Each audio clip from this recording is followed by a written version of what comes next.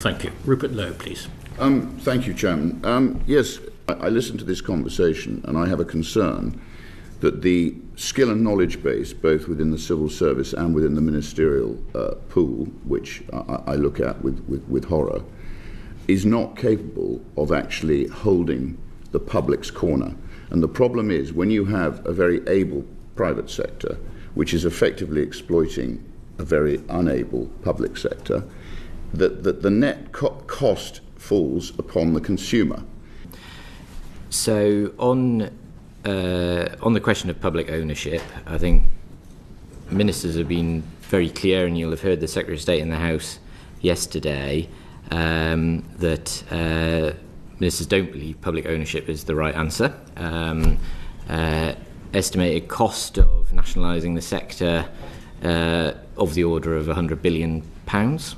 Based on our estimates, and we've published a paper which I can direct you after the session if that's helpful. Because you've got a mismatch between the capability in the private sector and the capability in the public sector, I'm afraid. And everything we're talking about now is over-complex. So my view is, I mean, when things get too complex, it ends up being a pig deal. Forget all the papers and the structures and the plans. It ends up being a pig deal between the regulator and the private sector. It just inevitably does.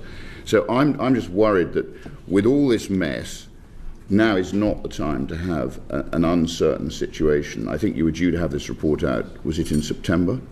And you're hoping to have this structure out in January. Is that it was January? I mean, when are we going to see it? The white paper.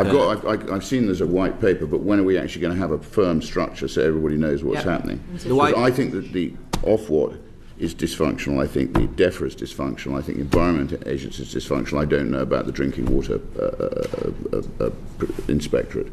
So put them all together, you end up with one big mess if you're not careful. So I think we want to know that the consumer is being looked after here, and that the private sector isn't going to further take advantage of what I think is a mismatch in capabilities. So on your question about capability, and Sir John Cunliffe had a long, hard look at this, and you'll have seen his report published summer last year. He did recommend we need a regulator with a different set of capabilities and move to a different model of regulation with a much stronger focus on supervisory regulation. But when are we actually going to know what the structure is and who's going to populate that structure? When are we going to know that? So we're intending to set out that level of detail in the transition plan in the next couple of months. And then we can judge whether they're up to the job.